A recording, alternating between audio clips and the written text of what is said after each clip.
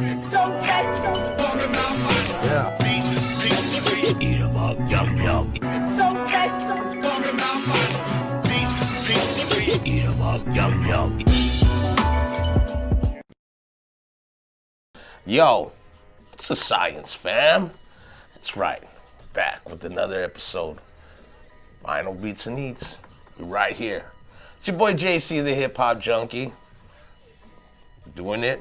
Got the food out here. Got the guests out here, so grubbing right now. So, this is how we, this is how we get down. You know how we do this. So, with that being said, allow me to introduce our guest for today, Joaquin Daniels. What's happening, y'all? Vinyl Beats and Eats, Joaquin Daniels, Acid Lab Records, Project Load, KTF. Yo, Stand and Deliver, Grizzly State. Man, West Coast LA, you know what I'm saying? Stand up, man. Mad respect for coming on, Joaquin. Appreciate you. Much love, man. Yo, you're active, man. You're active. I try. You're active.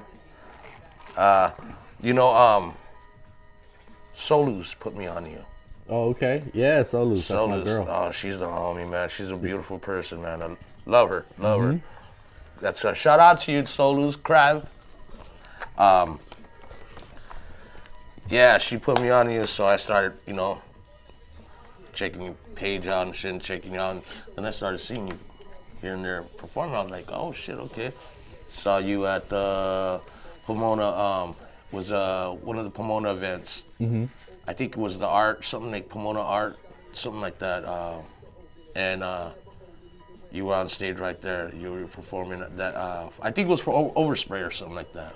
Oh, you're talking about the, what is it, the Art Walk? The Art Walk. The Art Walk in Pomona. Yeah. That was dope. Yeah, we were on the Overspray stage. Right. Yeah. Rocka was there that night. Yep, Rockham. Right. Yep. Shout out to Rockham. Yeah, so, and then, saw you guys rock the mic, fucking at, the anniversary. Project Load anniversary. Yes. Yeah, that was really fun. Yo, man, y'all motherfuckers killed that shit, man. Motherfuckers were, man. Man, the crew Everybody is really was, good. yeah. It was a really dope performance, man. Really dope. Mad respect, man. Yeah. But, man, this shit was dope. Do you DJ for Acid Lab? Yeah, so I'm basically the main DJ, right, and then we have other DJs come in, right, that will help us out, that are also part of the crew. Right. But it'll be mostly me, right, and I'll be holding down the set, and then when I have one of my verses coming up, I usually come around and kind of choreograph it with the group. So, yo, fam, you gotta see them perform. Telling you, man, some West Coast underground shit, really, and for you cats out there that are b-boys, hip-hop heads, yo, they do a fucking dope show. It's active, and it's dope when you have everybody up there, but, yo, what he was just talking about, when you're on the tables, and then you come up and grab the mic, and then I see you go back, and it was just like, with that shit was dope. Yeah, we kind of incorporated it into the show because I knew that I was going to be doing verses, and I also wanted to hold down the tables, and, it's very rare, hardly if ever, that you see a DJ go back and forth like that, right? There's a very few hand select of really good DJs that also rap, producers that also DJ, stuff like that, right? But in a live show, I hardly ever see a DJ be that active to go in front of the stage, grab the mic, and then come back, You don't? So, I haven't seen it. Yeah. Originality, man. Yeah, so when I seen that opportunity, I really was like, well, these two skills I've been owning together kind of for a long time now. It's been within the last 5-6 years that I've actually brought them together. I started DJing first, and I did that for a long time, and then put it down just because I wanted to go back to school for a little while, and then school led me into writing, through a writing class. So that's how it all kind of started. So that's when the pen got mighty? Well, that's when the pen, I first started to pick up the pen. It wasn't until about 2004, 2005 2005, going into 2005. I was playing poker a lot, and I ended up running into Abstract Rude. Okay. And that kind of started it. I already knew who a lot of these guys were, right? Right. So meeting Ab was kind of cool because we instantly hit it off, started smoking and playing poker together, and then the music thing kind of just naturally folded into it. I was always going to the shows. He was always in the shows and stuff. So kind of started as me just going with him to shows and just like kind of keeping my abilities to myself. I was still DJing at the Root Down and other places like that. Yeah. So little by little, they started seeing that I like had some talent to rap too. Okay. And they just kind of encouraged me to kind of keep going, and and keep sharpening going with those them. skills. Yeah. And being around those That's guys. dope though. They gave you that encouragement. Yeah. And I mean, it's somewhat encouragement, but in the Bloodian way, which is basically, rough you up and see if you're willing to come back tomorrow and do it again. Right. Yeah. So tough love. Yeah. So in a lot of ways, I was shown through all these artists, through meeting them, and through also learning about them, right? Kind of their flight and their plight that they've taken through it, Some of them had to battle everybody every single day, Right. And some of them, it just takes, doing that as well as being willing to go outside of yourself and maybe make a song for the people. Right. So there's just so much to offer. That's the one thing that the Blow really attracted me to is there's so many different people and they have so many different styles, so many different ways of looking at music, you know? Right. So that opened me up to just being completely creative in my own right. Hey, Joaquin, that's pretty dope, like how you approach it that way, because you honed your skills and took advice from these dope MCs and everything, and you were able to grab like bits and pieces, and and then actually just be able to see it in a whole and go about it your way, But like do you, of course, but you learn from them. That's a dope way to learn, and from all the Blow cats, Yeah, I mean, you're talking about some of the best freestyle rappers on the West Coast, some of the best actual artists, that look at themselves as artists, not just rappers. It's part of LA. It is LA. Yeah. A lot of them guys were from the Good Life. Yep. And then from the Good Life, they went on to Project Blowed, and it's a staple. It really is. I saw something, and I forgot who it was. I think Lord Jamar said something about Kendrick not being West Coast. That's not West Coast. And Crooked Eye came back and said, nah, that's West Coast. Project Blow at West Coast. Yeah. He's like, and then he started dropping everybody, Kendrick Lamar's West Coast, Tyler the Creator's West Coast. We're not just what you think, we're just a certain sound. No, West Coast is huge, Exactly. And you got a lot of different talent and a lot of different styles of MCs that not necessarily are on the G-Funk shit, or the gangster shit. Like it's open, it really is. And like you say, learning from Project Blow, that's what you get. Yeah. You got guys like Rifleman, Rifleman's a fool, man. He's a G, he's a G, man. But bars, spit, got CR, CR is another one, man. He's a knucklehead, man. But these cats can spit, and but then you have AC Alone. Then you have Micah, and guys like, but you're right, man. Yeah, I think a perfect example of that is you take someone like Rifleman, right? Where people take it as like almost like a real gangster, hardcore, street core rap, Right? And then you have someone like Pigeon John, who literally raps about God and loves God and puts that in everything throughout his music, right? So, the Tunnel Rats, people like that, there's just so many different sides to the coin and to this where... I fuck with that, man. Yeah, for sure. Shout out to Shames, Zane, all of Sojourn. Zane, man. Yeah, they all get down. But. Yeah, man. I saw them, man, come on a Fairplex. Okay. The first time I ever saw them. Oh, yeah. And, the Next Fest. Yeah, they were dope, man. But you're right. All these groups, and that came through there, you know, but multiple styles, you know, and good way to learn. Fucking good way to fucking come up through it, you know. I'd say a big part of you've been growing though. Yeah. You've been growing. Yeah. I've seen that. Yeah, a big part of, I think, the Blowed in general too, because of the area that it comes from, it's deeply rooted in jazz. And jazz is one of the most eclectic art forms where it can come from anyone's language, right? It's just how they interpret how they're going to play the music and how they're going to throw it out there. So I've always seen the Blowed as a branch off of that. Just like the Good Life led into the Blowed led into now what's Bananas. Banana still goes on in the same area, same Chaos Network, you know? Right. And they hold down the tradition that's been passed down from the Blowed. And so like for my fans and, you know, everybody and just friends and everybody that watch Vinyl Beats and Eats, where can they go to, you know, for, to witness, like you said, we had Good Life, we had Blowed, and you said we got Bananas, like where can they go, you know, be a part of, you know, of that, and, you know, witness that and see Lamert that. Park, Chaos Network, right next to the Vision Theater. You know what I mean? Yeah.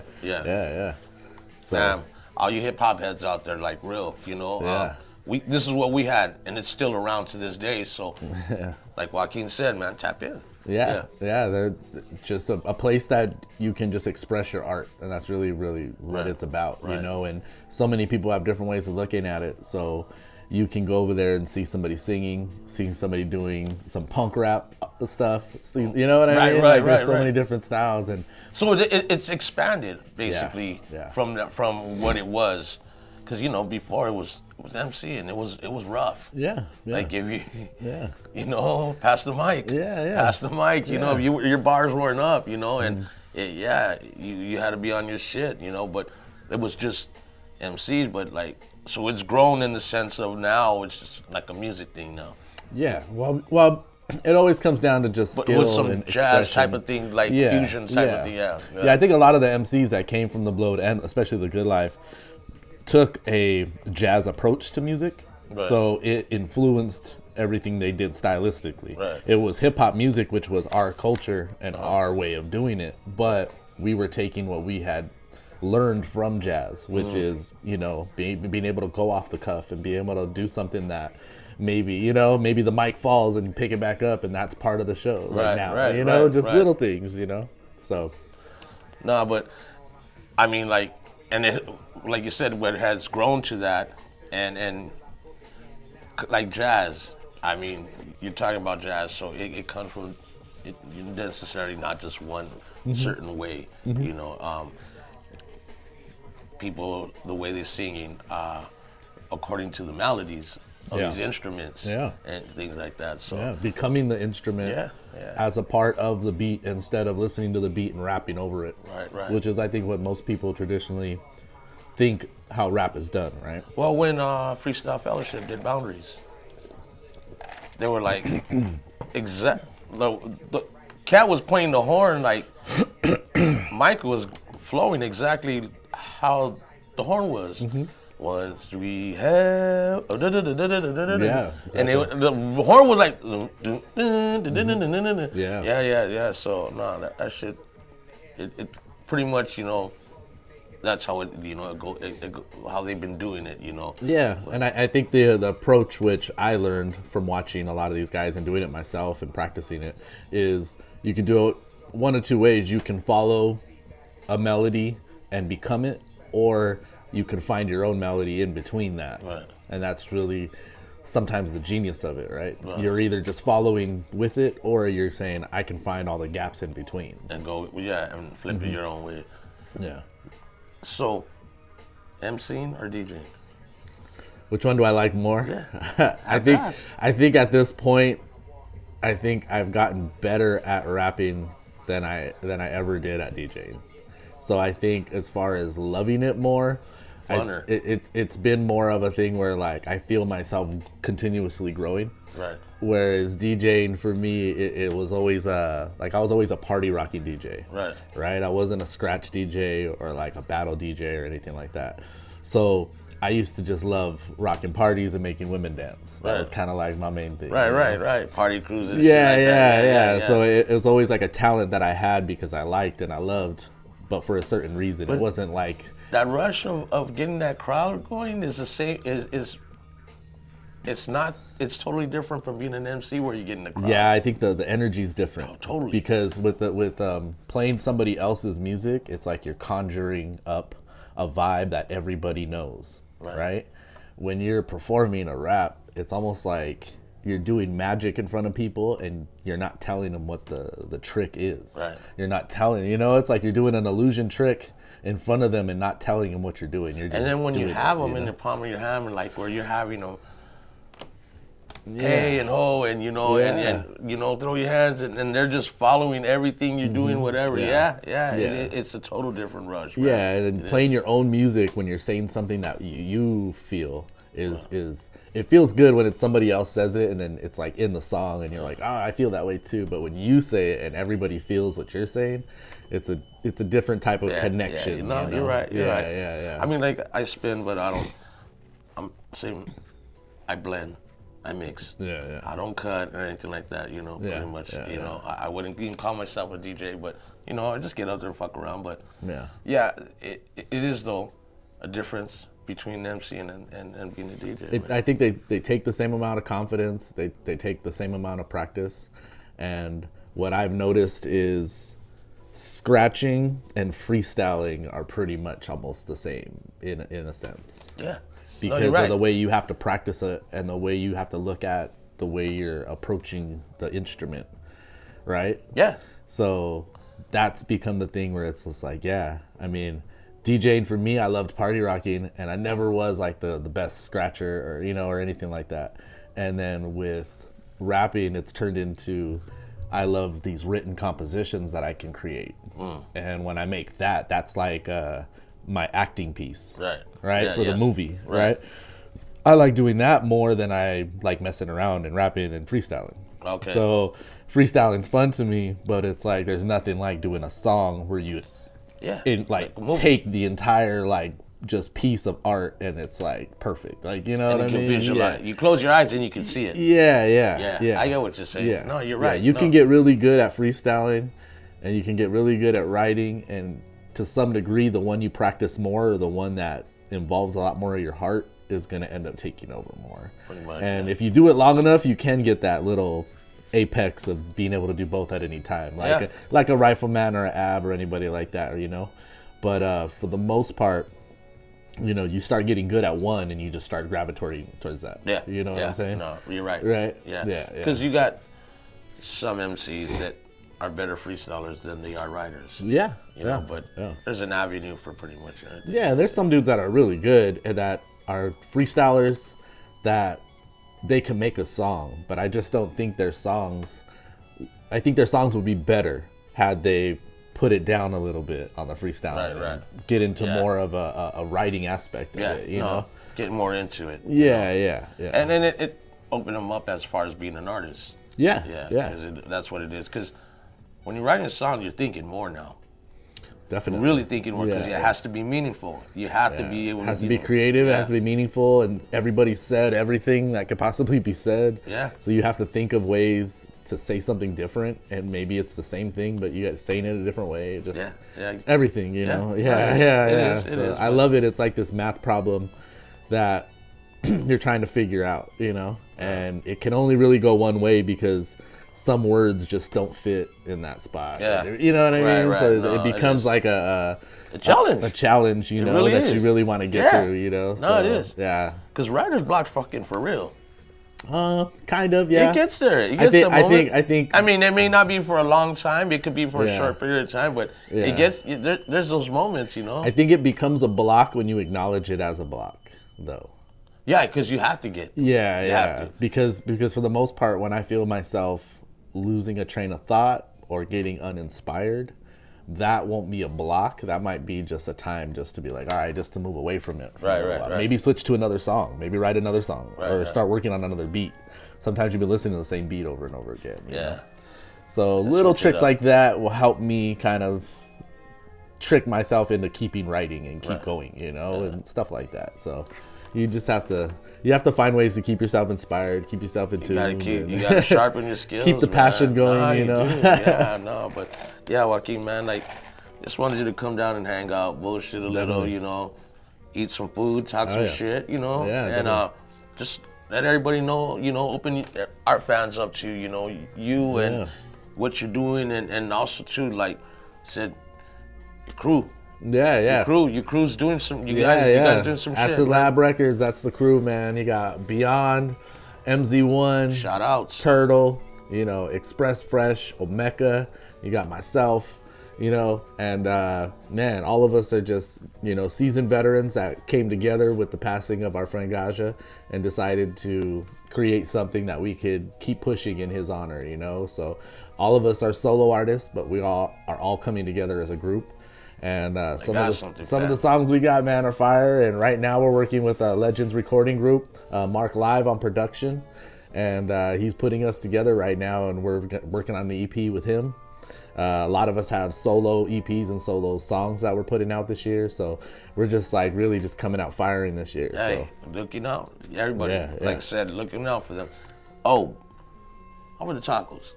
Tacos were bomb. Tacos were hella bomb. Yes. Poblano, you already know we've gone there before. Yes. Pastor, that's a spot. Asada. Yes. That was a spot we had to go to all the time. Yes. But, yo, fam, this is that part of that time, you know, where dip out for a quick second. Lung oyster. But dip out for a quick second. You already know, go get something to drink, go get something to eat, go to the bathroom, roll one up. Because we're about to be entertained right now. We're about to be entertained by Joaquin Daniels, you know, DJ/MC, you know.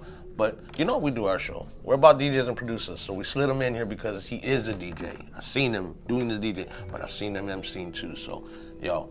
But, hey, hit like, subscribe, comment, keep it positive. Very good. You know, hit that bell. That link right there. Instagram. We're right now over here on YouTube, but we're about to jump into Instagram. That's the performance part. If that link don't take you, Vinyl Beats and Eats, Instagram. We go on stories. If not, after stories, you can catch us on highlights. That's where you see the performance. Interview, you see right here on YouTube. So, yes, fam, we're about to jump into it right now. So, again, man, hang out with us. We're gonna enjoy this right now. Your boy JC, the Hip Hop Junkie, Vinyl Beats and Eats, Joaquin Daniels, Acid Lab Records, West Coast, holding it down.